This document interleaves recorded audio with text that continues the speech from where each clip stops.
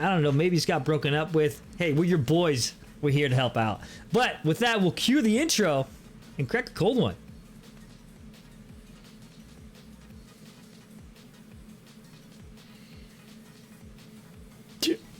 I think about water.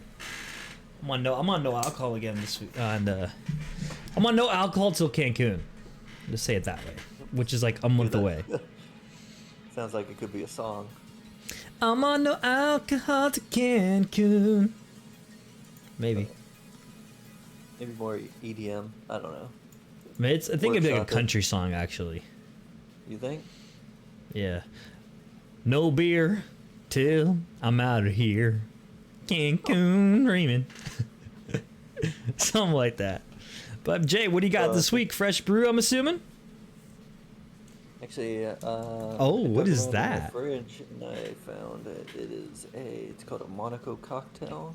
Mmm. And it's a mixed vodka drink. Actually, that sounds delicious. Ready to drink cocktails have been friggin' exploding, man, and I might actually take a whack at that. I've been stopping the alcohol because of how, I drink all my craft beers, and it's like they're super loaded on carbs and calories, and I was like, I thought I was doing good because in my head I'm like, well, I only drink on the weekends. Yeah, it don't fucking matter when I'm drinking a 4-pack of them tall boys and they got like 400 calories of carbs per goddamn can. I'm drinking a week load on a fucking single day. Like, that shit is probably worse. Oh yeah, dude, don't do the math ever. Don't Bro, ever look can you at imagine? Numbers are bad. And like, it's usually at night, so it's like 7, so my body's probably not even digested all of it by the time I go to bed. It's just like a lump in my belly. I fucked myself up with that train of thought. Yeah, dude, straight up loaf of bread just sitting in there. Dude, that would be like my domain expansion, Jujutsu Kaisen domain expansion. It's just like waterfalls of beer dripping down and like guaranteed attack. Carb load. It's IPAs. IPAs, dude. And I have a special one to be like like the Black Flash. I have the West Coast IPA, and that'd be like instant knockout KO. West Coast splash. The whippa.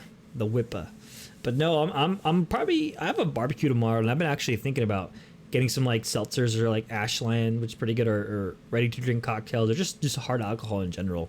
Actually ciders too. The thing is, like, I'm getting checked out on the 12th for actually if I have like an intolerance for gluten, celiac, whatever. So if that's the case, bro, I may be switching from craft to ciders. Yeah, gotta do what you gotta do, bro. Hey, I had tasted some good freaking joke. cider. I've actually had some good cider. So if it is, it is. Your boy is still having it. Will still live his best life. So nonetheless, bro, with all. What is that? Isn't that like, what is that? We're going like full metal alchemist, law of equivalent exchange. In order to partake in something, I must give up something I enjoy. If I want the alcohol, dude, I gotta give up the craft. Ah! Oh man, keep it in the anime verse always. Keep it, dude. Brand. I'm on brand. I stay on brand. We stay on brand. But with that, you guys, like, I just want to quickly shout out to our supporters and viewers. Something we strive, me and Jay, all we strive is like, we want people to come in here and feel like they're a part of the conversation, and we don't want anybody to feel like, oh, they can't ask or talk about anything. Like, if you like anime, you're welcome to the table at all times. Like, we don't feel like we're better than anyone or we know more than anyone. We just, want to have a good time, talk about things we love, and we wish for you guys to join us. So don't ever feel like you can't be part of that. Check us out on our Discord or whatever, or not, be safe, be comfortable, and just hang out. We appreciate that. Nonetheless, feels like, obviously during COVID, there's an explosion of anime fans, which is awesome, man, a manga as well. But I just feel like there's just like a lot of pretentiousness coming out there. And I don't know, man. It's just like, I was talking to someone, I was talking to a friend about like if they're going to Anime Expo, and they were like, I'm like, maybe it was probably miscommunication, but like, it was like, oh, I'm too good for that. It's kind of what it felt like. Oh, as a connoisseur, I'm not going to that. Like, what do you mean? What do you mean by that? Because I've been fucking dirty laundry, bro. I told you that in confidence. Oh yeah, it was Jay. No, actually, Jordan, you should go to Anime Expo. You probably work on weekends though, unfortunately. July 4th weekend. That's my birthday weekend, so I don't know what's going on. I know, you know me and July 4th, baby. Come on, you know, Jay. There's very. I can count on one hand how many times I've blacked out, and a majority of those times are Jordan's weekend. It's tradition. It's tradition. That goes hard. I don't know what it is, bro. I just remember. Oh man, I remember like the pizza place, and then I went upstairs, and then like the guy who, I don't know, one of the workers is like, "Hey man, thank you so much. I'm really proud of you. I really didn't want to clean up another spill tonight." I'm like, "Dude, I got you," and then he was just like super happy I made it to the trash can. But You did. TMI. Yeah, Ranking of Kings, Spy Family, all that good stuff. Anime Expo. I'm gonna be there, bro. I think I'm going. And I think I'm gonna cosplay as Keisha B from Chainsaw Man. No, I am gonna cosplay as Keisha B from Chainsaw Man. I made up my mind. Well, send me the ticket information, and then I will. Oh, you consider it? I'll consider it. I mean, if you're gonna be out here, bro, what am I not? Oh Gonna go? no, Anime Expo's in California, my guy. Oh well, I'm not going. Shit. That's what I thought. What's the one out here? Phoenix Fan Fest, I think. Oh, gotcha. Yeah, which is the one I met Steve Bloom at, though. So, Yeah, could go be, to that one instead. dude. No, you come over here, bro. I actually should go to that one. Maybe I'm traveling a lot this year, anyways. I mean, so probably I mean that as probably camp, but next year, I'll highly consider it. It depends, dude. Well, Had to get a place to stay and all that, so. Bro, I got a place for you to stay. Dude, I thought your wife hates me. I mean, she does, but I'll talk about it. Yeah, every Friday I take her best friend away from her for like 2 hours. She hates me. Oh yeah, no. You're For the sure. worst. No, yeah, for sure. We'll have to then. If that's the case, all right. Let's just put it. Let's manifest it. Next year, 2023, Hansi goes to Phoenix Fan Fest with Jordan, and we do a coordinated cosplay. Sounds That's good what's to gonna me. happen. I'll be Piccolo, you're Krillin, bro. Dude, actually, you're tall. You could be Piccolo, and I'll just be like modern day Gohan. Nah, he's too cool for you. No, he's not. I'll be fucking Saiyaman then. Okay, you could be saying that. But nonetheless, let's get to the topics at hand. So recently there's been a anime that's been taking the whole anime world by storm, and that is Spy Family. Now, I've seen Spy Family always in good praise in the manga scene. Never read it, but always see it being talked about. I guess that is coming full circle into the anime, which I'm not sure if I've seen such an explosion of fan art for, I think it's Yor, if I'm correct, Ooh, the Yor. wife. But I've not seen the This anime. girl. Jay's been telling me about it.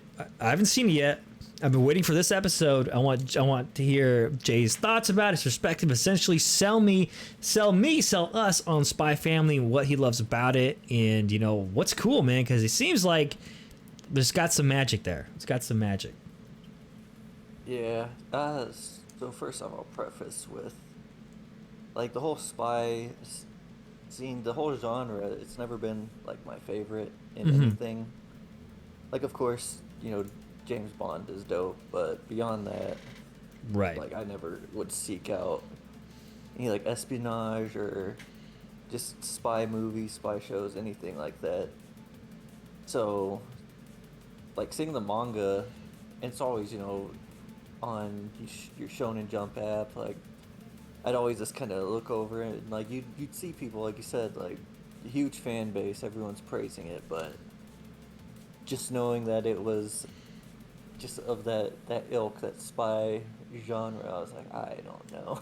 Right. So I slept on it.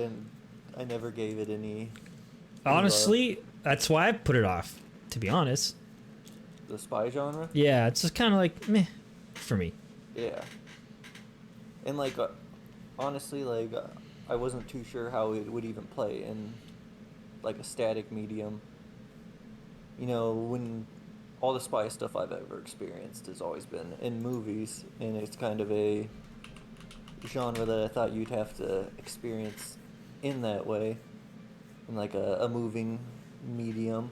But then I think about it, and I think like the James Bond, it all came from like novels written back in the day. So I'm not an expert here.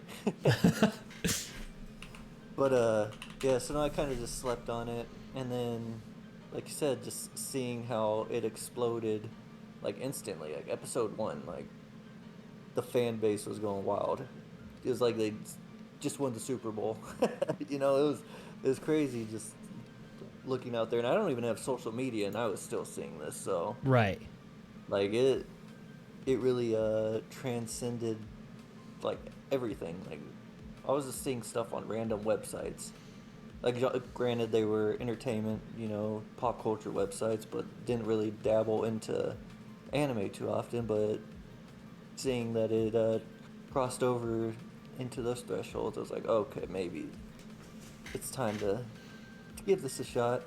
Yeah, yeah. And I have to say it's probably one of the most like stylish shows I've seen.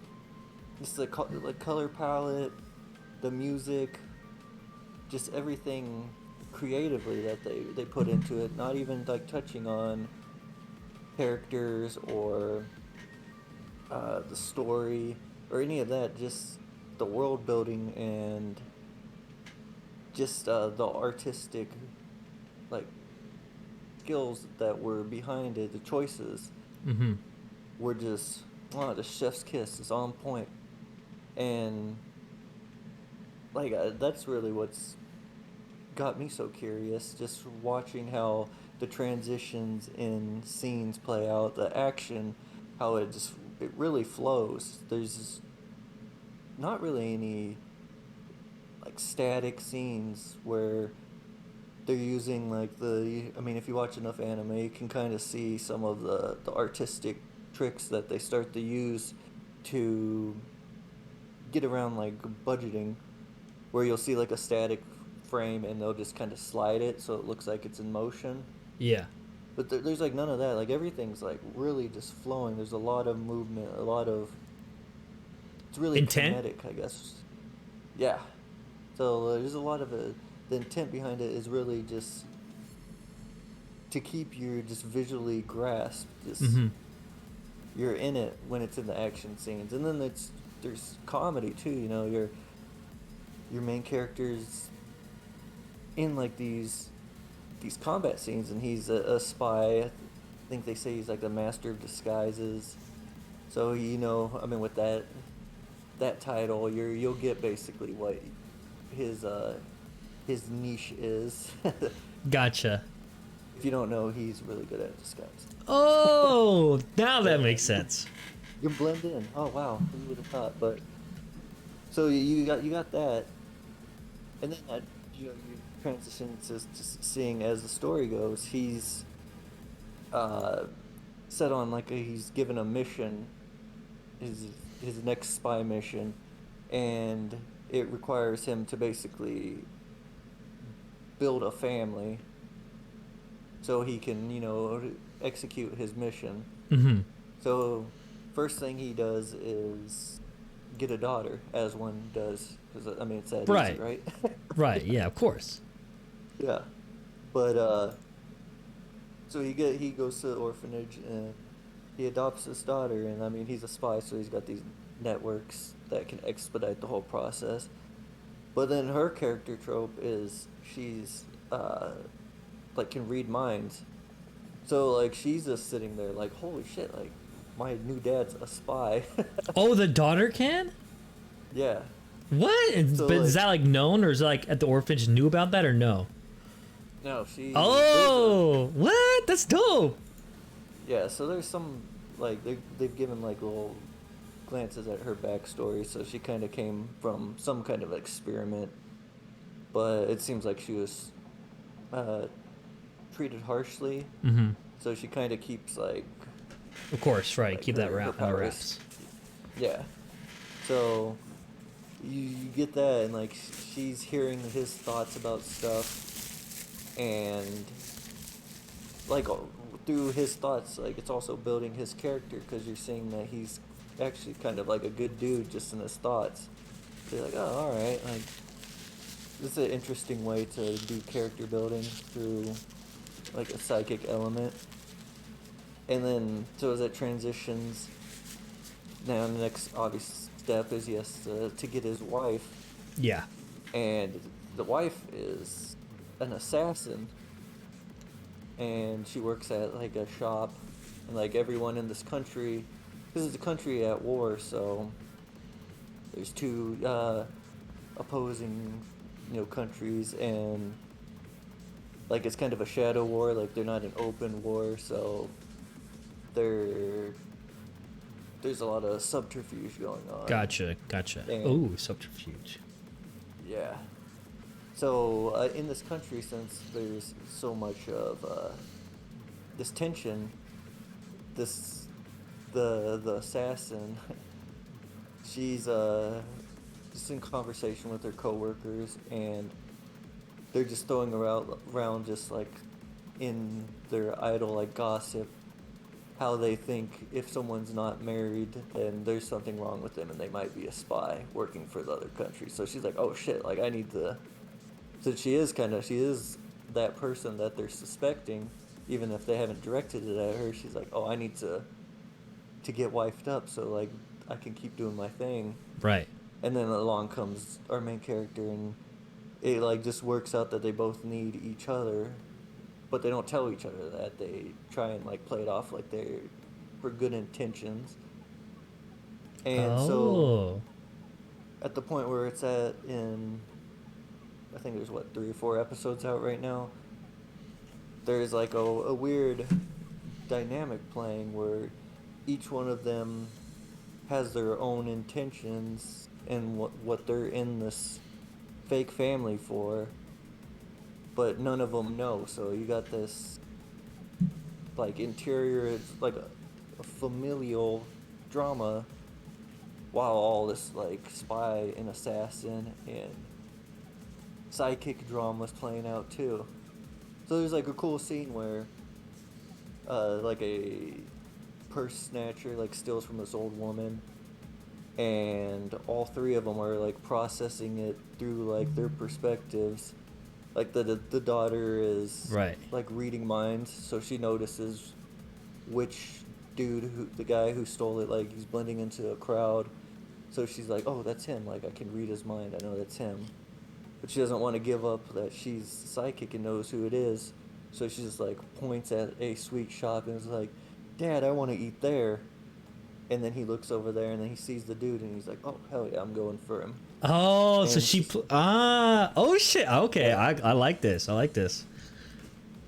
Yeah, so just the way like they're pushing and pulling on each other without like revealing like their alternate lives. Like all 3 are living a double life basically. So it's an interesting dynamic, and I mean after just 4 episodes, like I'm hooked. It's they got me.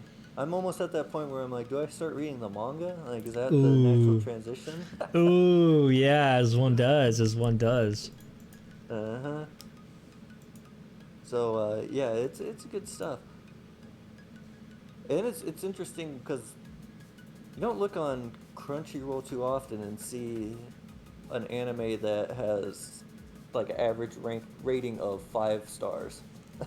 Yeah, that's a good point. As big it is, yeah, it's living up to it.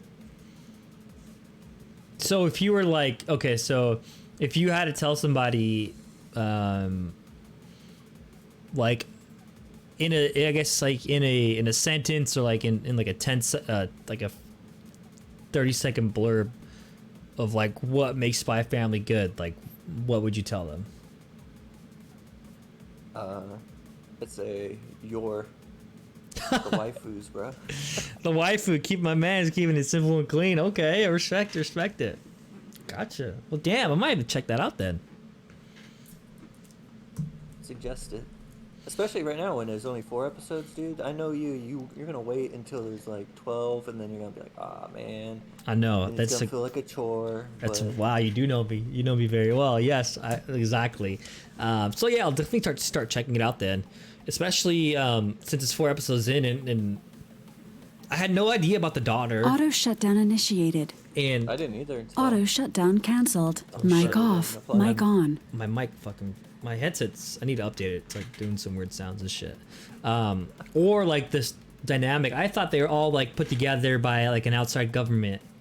I didn't know they came. No. Oh, this is tight. Okay, I'm digging it. I'll have to definitely peep it out then. All right, Jay, thank you for the breakdown, man.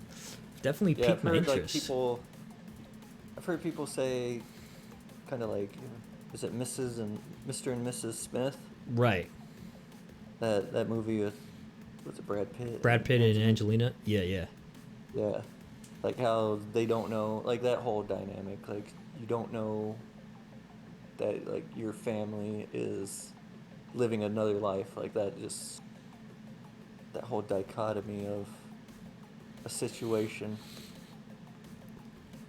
Yeah, definitely could see that there, and the extra little spice with the daughter. Damn. All right, cool. I'm checking it out. Yeah, dude, I've seen so many fucking I shit on my timeline, and like the thing with like I think with like JP, like well, just arts in general, you know, sexualization, obviously in a mature content, you know, advised, you know, is becoming such a like not like a shock thing, but like part of just like art in general, I guess more so. And it's just like the same artist that will make some really badass in general will just like straight up do hentai, and like that's just how it goes. And so I've seen the Yor on my timeline. That's for certain. I mean, I've been seeing a lot of Yor on my timeline. So the waifu is always a strong indication of a good series. That's just how it goes. I don't make the rules, man. That's just how it is. B1 Kinos, what's going on? Thank you so much for joining in. We just finished talking about Spy Family. We're gonna jump into. We'll jump into Shield Hero and then transition to Ranking of Kings, so we can get a little. We can get the bad taste out of our mouth and then have a palate cleanser at the end here. But so Shield Hero was a particular series that I was extremely fond of. Season 1. It's an isekai, and it's obviously starts off isekai with like a harem, a whole bunch of beautiful girls. But quickly it turns into not really that. What ends up happening is now Fumi gets essentially betrayed and just hates fucking everybody in the show and doesn't want to do anything with any girls whatsoever. Along the course of the series, season 1 though, he makes friends and blah blah blah. You watch it, you get to where you're at right now. So regardless to say, I thought season 1 had some very emotional, impactful scenes. It was just very good in general, and I was pretty hyped for season 2. I thought it kind of strange that I didn't hear much about season 2 when it kind of like fell under the radar, and then it was just like all of a sudden a week later it's being shown. And then, well, I guess I should say maybe there was a reason for that, because season 2 of Shield Hero is such a massive disappointment that it's hard to watch. It's actually hard to watch. I wouldn't picture myself saying this, but I am saying it. It feels all over the place. I can't tell if the pacing is too fast or too slow. Characters feel like they're just being thrown into the mix that should have had character progression. It just feels off. That's the one thing. If I were to describe it in a sentence, the show feels off. Like there was no sense of direction, regardless of the visuals. There's just Shield Hero always had a pretty good story, a pretty good political aspect to it, and characters that you grew fond of and appreciated their relationship with Naofumi, being platonic or not. And so, I don't know, Jay, you saw it too. Share your sentiments on it. Yeah, I don't think I hate it as much as you, but I definitely see where you're coming from. It doesn't have the hit that the first season has. Mm-hmm. And, I mean, I think it does have to do with pacing a lot. I think the pacing is maybe a little too fast. And particularly one aspect I don't like is, I can't even remember her name, but the green-haired girl. Yeah. Uh, I think from my point of view, like she's taking all of the screen time from Now for me, Raftalia, Raftalia and what's her name? Philo. Philo, yeah. I think like that trio that we had in the first season, that was just perfect. You know, it wasn't convoluted, and now we have too many characters, and you know you have 20 minutes of Right. screen time, and I mean obviously she's the character we know least about, so they're probably just trying to pack a lot of character progression for her into these episodes, but it's taking away from these other characters who are established that we like already. Mm-hmm. And I think it could do without her, but I mean, what do I know? Again, I get, yeah, no, I get what you're saying, and I think the way it's being done is why you feel that way, and why I mean it feels that way in general, because there's obviously like, okay, 3 characters. Obviously, there's been series that we love with like way more than 3 characters. Like we look at Jujutsu Kaisen, right? You have fucking Yuji, you have Megami, you have Nobara, you have Gojo, you have Todo, you have Nanami, you have Miwa, you have all these people, but they were introduced properly in time. Like they had their character progression, they had a little mini arc, and it flowed naturally. Whereas Shield Hero season 2, it just feels like she was just thrown into the party and has become a main character without the proper introduction. And on top of that, there's also that demon girl who feels the same way. So now you have 2 of those factors.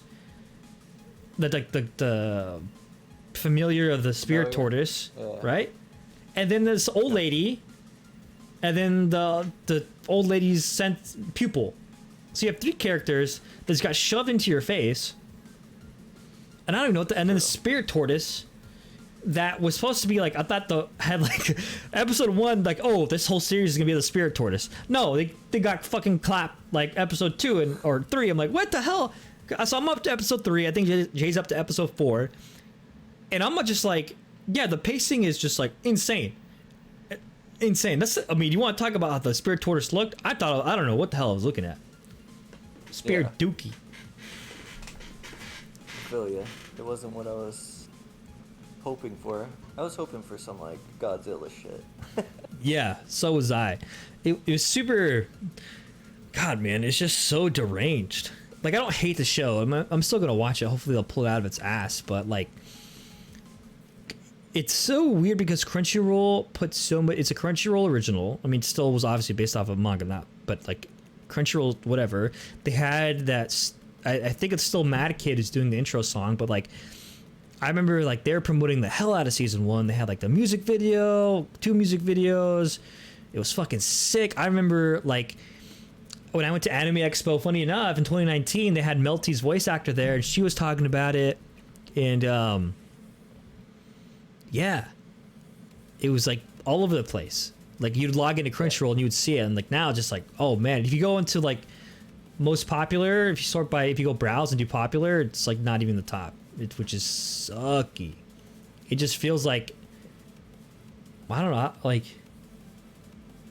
you know how like when like those social, like those family influencers on social media, like they like prop their kid up in front of the camera, and it's like, oh, so nice with that, but then when the cameras are off, like treat them like shit. Like that's what happened to Shield Hero. That's exactly what happened to Shield Hero. Oh, I hear ya.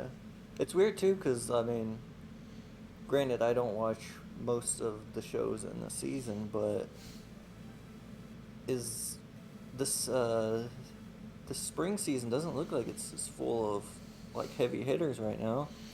You got Spy Family. I'm just like glancing through right now. Yeah, let me take a look here too. Actually, that's a good point. Spy Family. I mean, Ranking of Kings is fucking. Crunchyroll.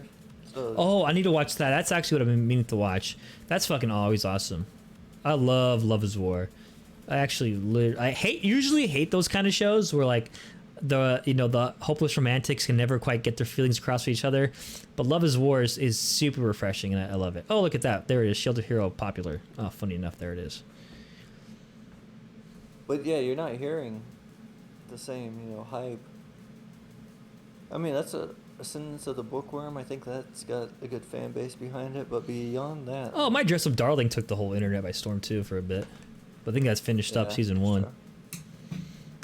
I guess you consider that a winter anime, yeah, so not really spring. Yeah. I'm just looking at the simulcast right now. Mm-hmm. But yeah, I mean, I'm just surprised by the established franchises that are in this season. Like, there's not any, like, huge ones, like, a long list of ones that would be overshadowing it. Right. I mean... But granted, again, I'm not the one to talk about because I don't have I feel like media, a telltale sign is, like, in that same... When you're looking at, like, the shows, it's on featured shows, it doesn't even have Shield Hero. Oh. Like... Good. Damn, bro, you can't even feature your own original? That's freaking rough. Ouch. But, yeah, nonetheless, hopefully it'll turn around and maybe they're trying to force this out super quick so they can get to, like, something else that's more important. Again, it's a super interesting storyline. Like, I'm a really big fan of isekais that aren't your generic isekai, and such as ReZero, such as... oh my god. Kazuma, Aqua, Megumin, and Darkness. Oh, what is that series called? Wow. Anyways, yeah, and I just named off the main characters from it. Saga of Tanya the Evils, another fantastic isekai, Overlord, etc., etc. I thought Hey, I one felt pause on that. What's that? Have you seen? There's a show that. So I haven't watched Overlord, but there's a show this season that looks exactly like Overlord. really? No, I haven't. Go- Skeleton Knight. Yeah, yeah.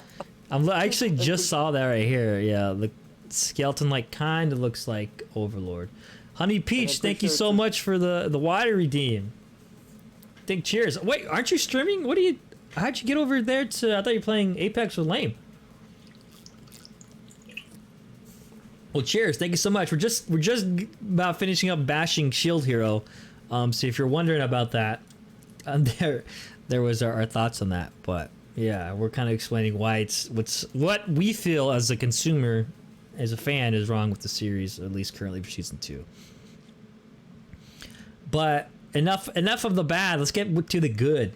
And the good, the chef's kiss, and that is Ranking of Kings. So I'm gonna give Jay the honor because Jake put me on Ranking of Kings. So everyone, the floor is yours. Round of applause for Jay. Round of applause for Jay. He brought the heat. Honestly, bro, I can't take that. I might have said that earlier off mic, but I'm pretty sure you were the one that said that you want to check it out, and then I kind of swagger jacked and like slid in and be like, oh yeah, no, I watched the first couple episodes. No, you didn't, dude. Oh, After no, you had said didn't, then I was bro. like, oh, let me check this out, and then I did. So. Oh my god, dude, Bro, you. I'll call myself out. I cannot believe this right now. Mic off. I'm freaking Oh man, I got. But dude, Mic Ranking on. of Kings that's king shit right there. Dude. That might be. So I think it was it was one of those shows. It was 2 cores. Half was last year, half this year. But I'm probably gonna say that is the anime of 2021. Really? Am I thinking of it wrong? It looks like it might have ended in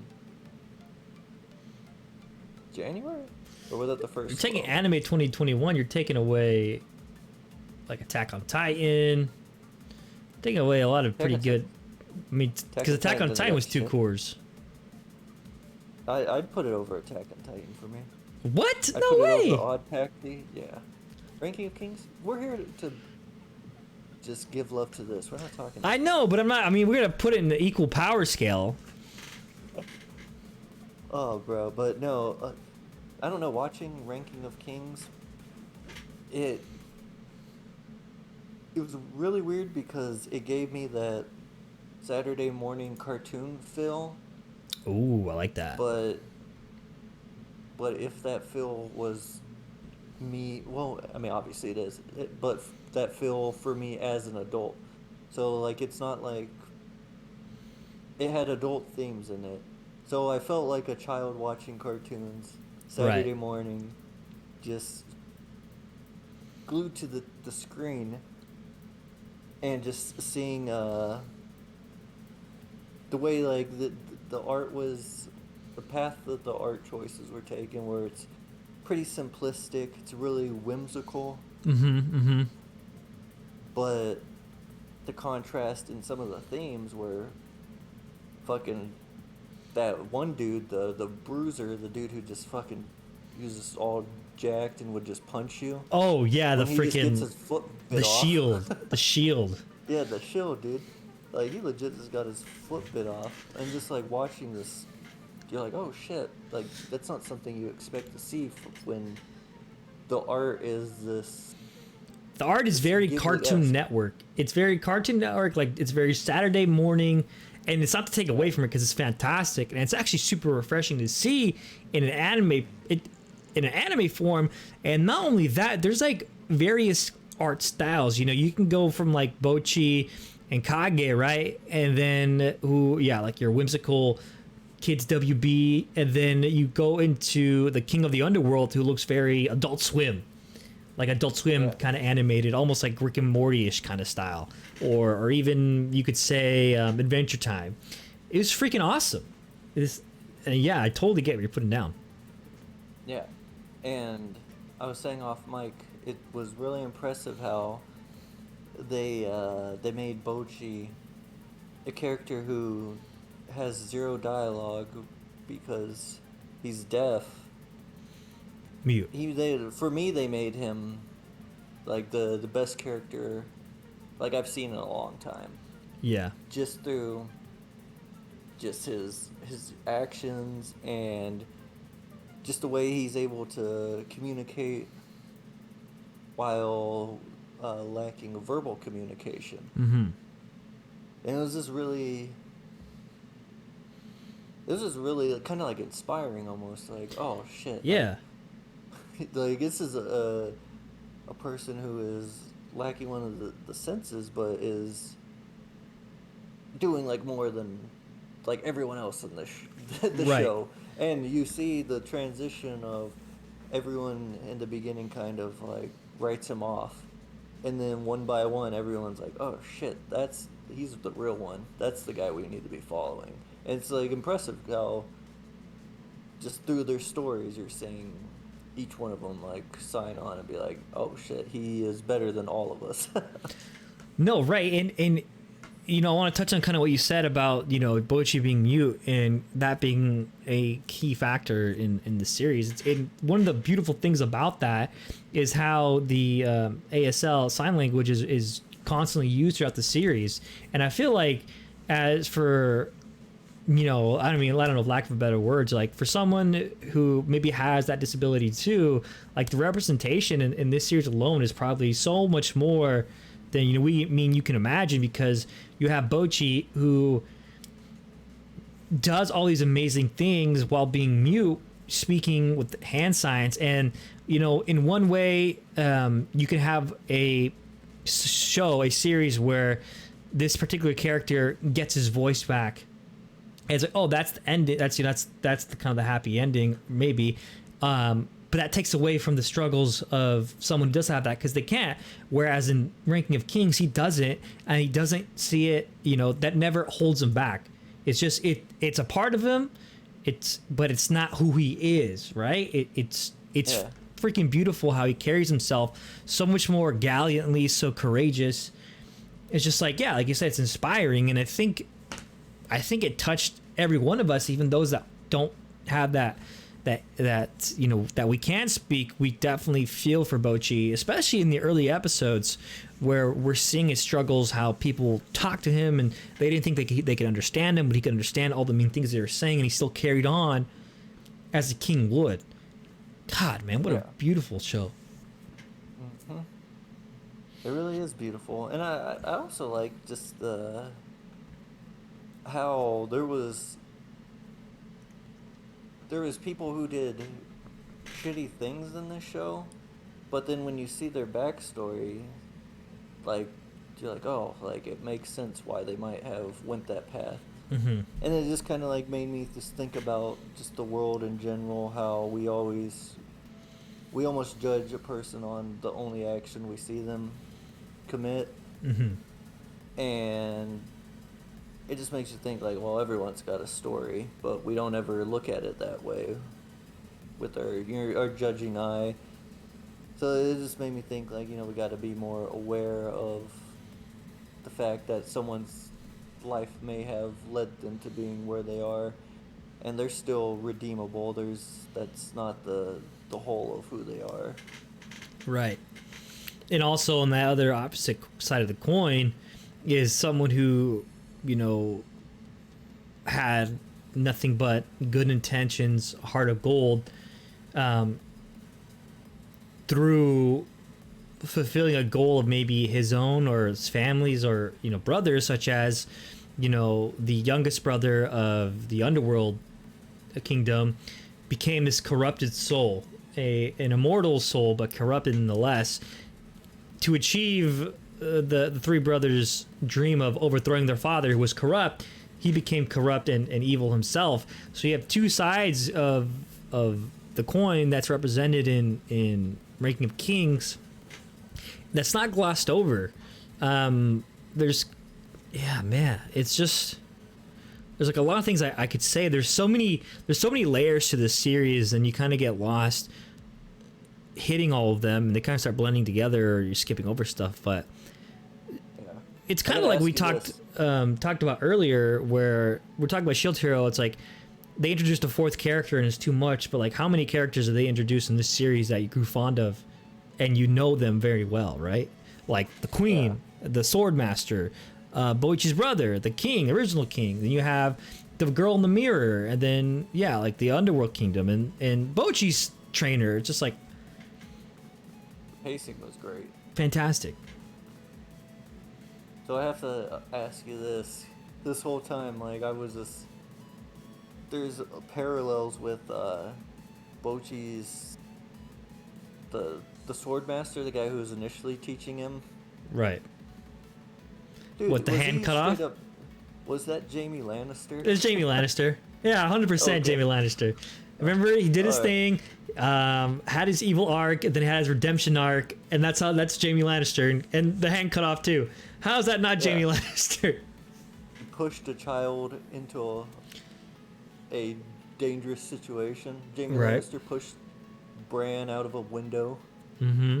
We got this dude pushing Bochi into a hole. To the hole of hell. I was like, dude, this is Jaime Lannister, right? Okay. Yeah, basically, pretty much. But still had a pretty good redemption arc. I really liked the Queen.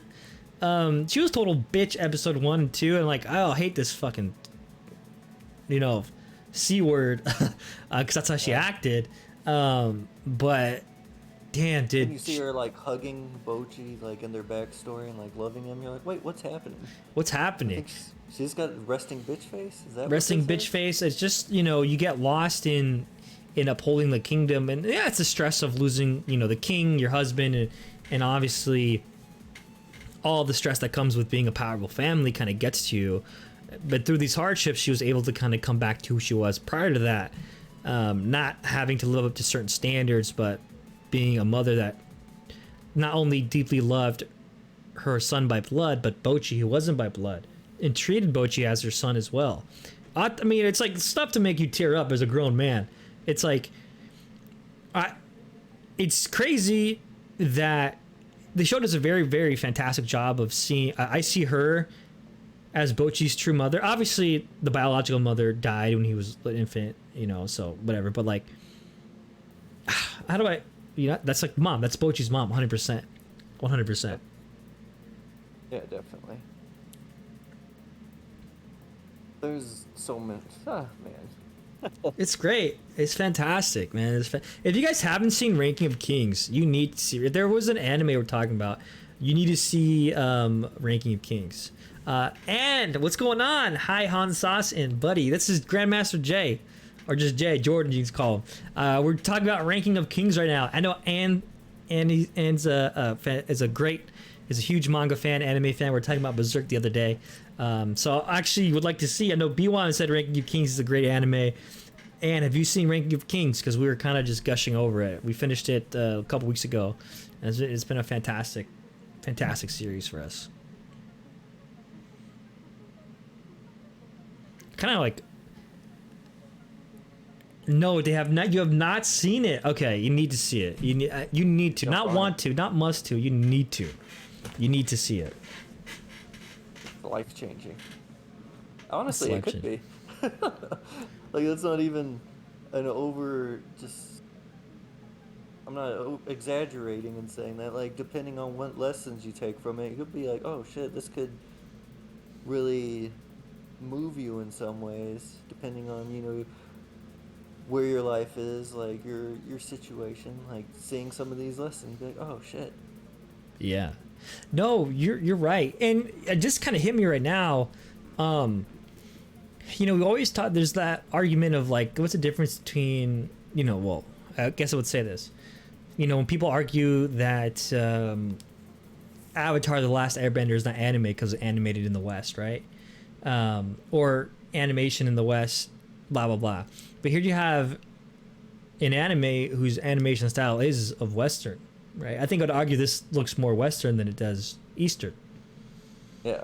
Oh, it definitely does. Yeah, you know, so it's just like I'll just a question for thought, some food for thought. So this is just a cartoon. Yeah, it's just cartoon. If Avatar can't be anime, this is just a cartoon. This is just a cartoon. Hey, so I wouldn't consider this like an action show. I'd consider this more like a drama, or just like a drama, fantasy, coming of age, maybe an adventure. Yeah, adventure for sure. Tell me that episode where Bochi is fighting like the incarnate of Boss, where he's imagining his like dad in giant form. Tell me that wasn't fucking beautiful. And the parries. Oh yeah, dude. Where you hit that little, I don't even know, that glint. I thought of it as like the parry, I guess, like in a video game where you hit the perfect dodge and it gives you that little cue and you hit it. Just magnifique. Yeah, exactly. You get that perfect parry. It's fantastic. Not just that, there was just beautiful animation throughout the series. We had some pretty cool fight scenes, especially the one with the evil brother and Bochi too, and like they're kind of going as the evil brother being Bochi's actually worst matchup, and I enjoyed that conversation they had right there. I enjoyed quite a bit of this, and I would like to see more Kings go at it. Originally, I thought that's how it was gonna be, but where this anime went with it, I wouldn't change anything about it. Yeah, it's just. And what's nice is the way that it ends. You know, it definitely leads to more story to be uphold, more adventures to have between Bochi and Kage, two best friends, two outcasts that came together to form this amazing bond and friendship. And we talked about Bochi being mute, but we didn't talk about Kage being that interpreter and how integral that was, and like. It was just so. It wasn't even like a question to be asked. It was like he automatically did it and fought for Bochi's feelings so much. Like we can't end this without touching Kage, because man, Kage was a fantastic character as well. I would consider them two main characters. Yeah, they're two in one almost. Right. Kage acts like you said, an interpreter. He's almost his mouth. And like at the end of the series, like he just tells everyone, he's like, oh, by the way, he knows he's been able to tell what you've been saying this whole time. Yeah. Yeah. So they're like, wait, what? But Kage's arc is pretty interesting. And it's just another like thematic situation where his whole life he's been judged for being different as well, you know, similar to Bochi. Mm-hmm. And he kind of went the opposite path as Boji because of this situation that life threw at him, where he went down a path that was bad. And you know, when they came together, you know, he was still in that spiteful phase of his life. And like when they started to create their friendship, like it started, the Bochi's goodness started to rub off on him. Right. And so they like balanced each other out. Like he gave Bochi a voice, and then Bochi gave him like a heart almost, or brought him back to being, giving him his goodness again. You know, when they showed him as a kid, like with his mother, like he was just like a kid, Very shadow pure-hearted, clan person. innocent. Yeah. And that was stolen from him. And then, you know, obviously you could see almost anyone might go down that path depending on their circumstances. And he did, but he was brought back into the light. Yeah, and was you know, Bochi's guarding the angels at times too, and also that rock that Bochi needed to lean on. You know, that friend that no one really had, no one truly understood him as well as Kage could. I mean, no one else really could. It's just it again. It touches on that kind of platonic friendship bond. It's just like so many amazing factors in the series. And like I said, kind of what I mentioned earlier, where it leads on to more to be had, the story is clearly there's this much bigger overarching story to be told, and that is what I would imagine a war with the gods, which they told like the original Kingdom of Magic was doing.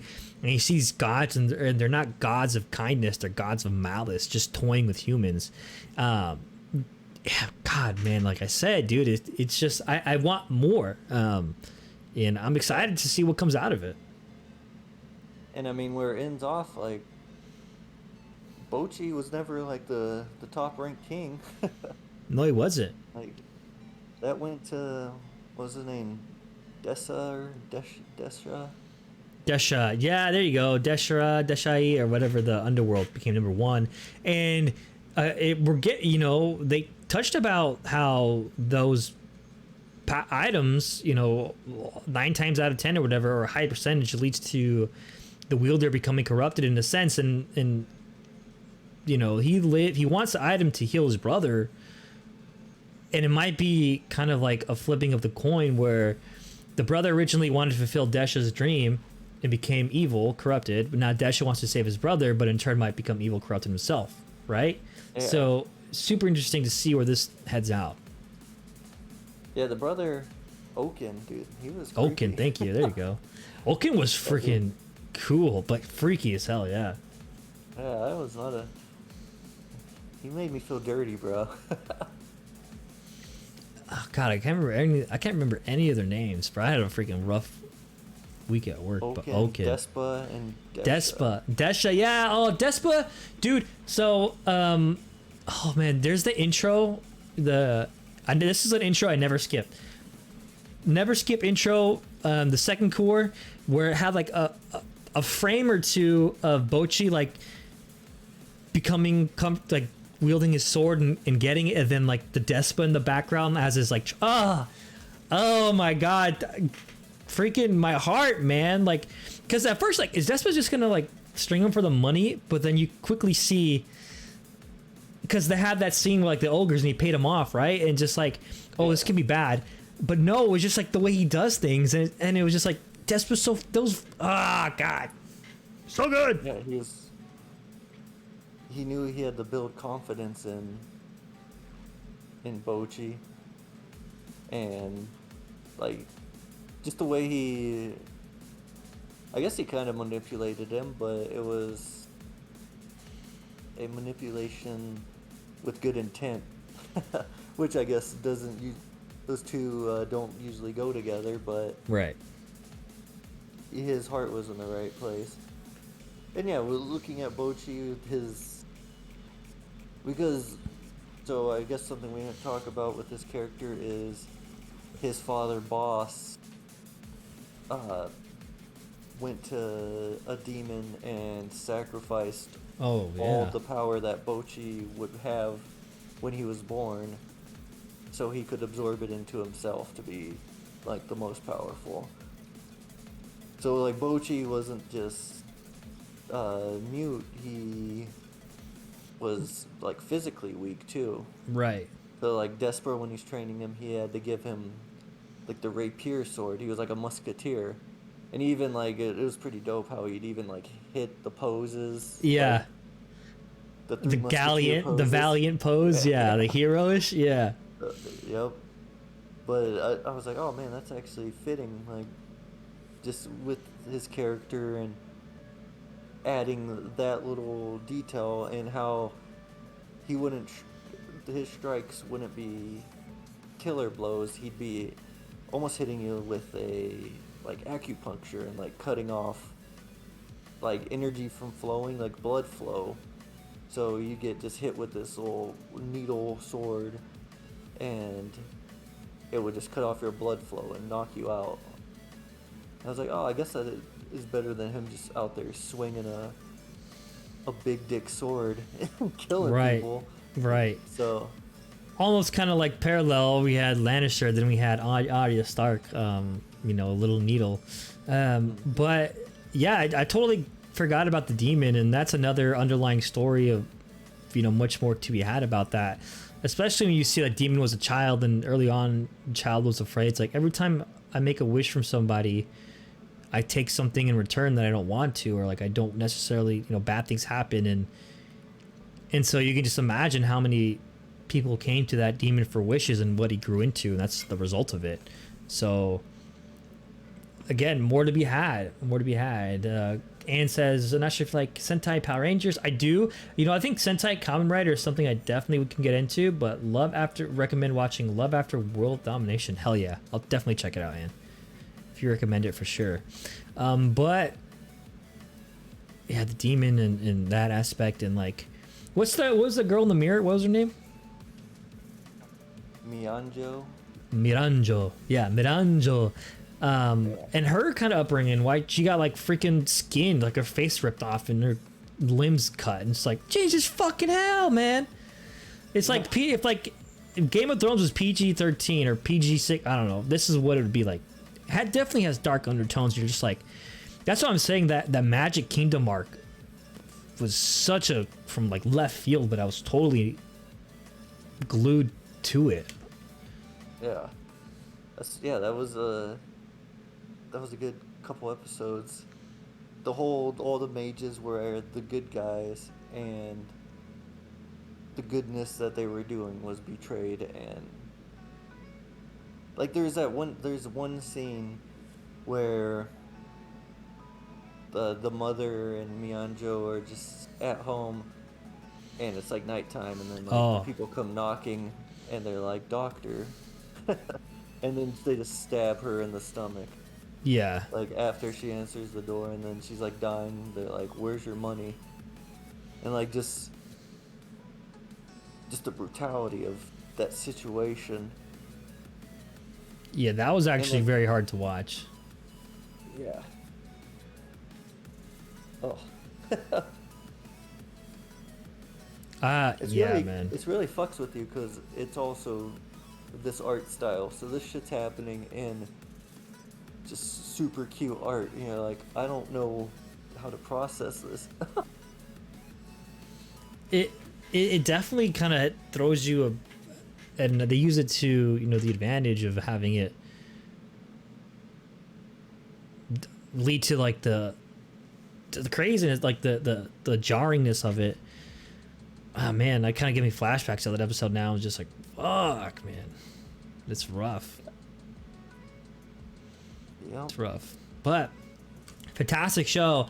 Highly recommend everybody who hasn't seen it to definitely take a watch. I definitely was a show that I binged, like, and I purposely, well, I didn't binge it all in one night. Like, I purposely broke it down into like groups of episodes because I knew that I know myself, and like I would watch it too fast. So I definitely took it in, and like the Oaken when you even had like that kind of prison breakout, and they like that one squirrely ass guy. He was super clever, and it was funny. Like if Jack Black was in the series, that'd be Jack Black's character. He's like, I'm gonna take everything and take over the kingdom. He's like, oh fuck no, I'm not. I'm gonna die. Hey no, I'm just just let me. And I was like, I can respect that, but you guys definitely check it out. We're just past the hour here, so we want to respect your guys' time. We'll wrap it up. Jay, do you want to talk about anything else before we call it a night?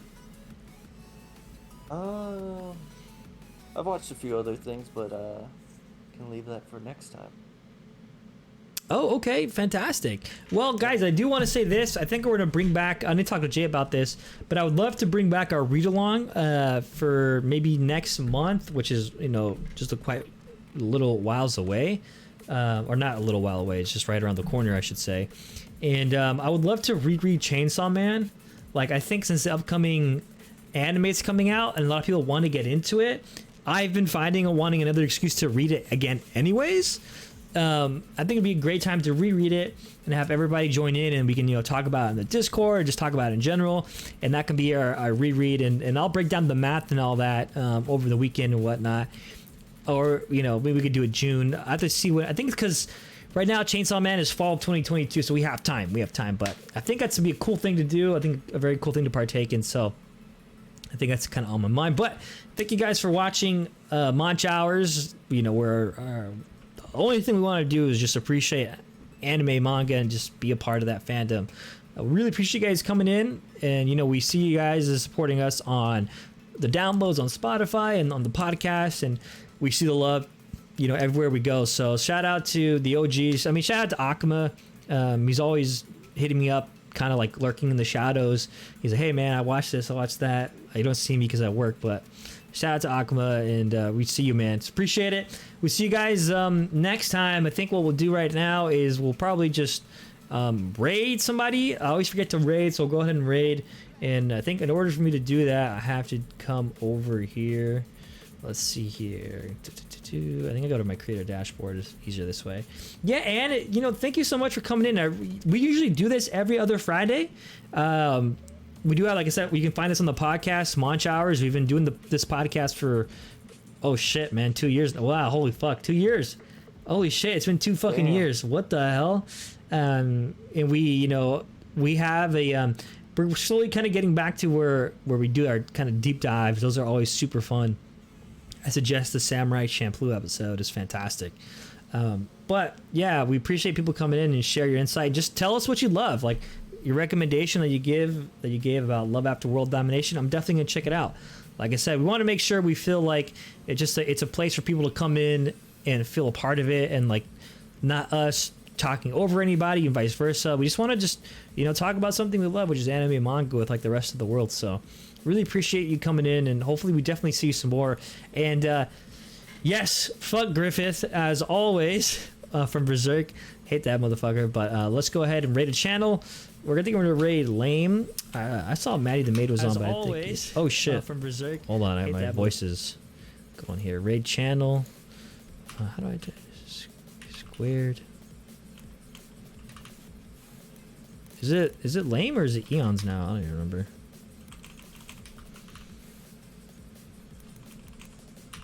How do you spell square, bro? Excuse me. Auto Yeah. shutdown initiated. SQUARE. Okay, I did. Hey, you. There we go. Got it. All right, everybody, we're gonna raid Lame. Just tell her what's up. Tell her, yo, fucking boy sent ya. All right, everybody else, have a freaking great night. It's been awesome talking with you, and we'll see you next time on the Monch. Yeah.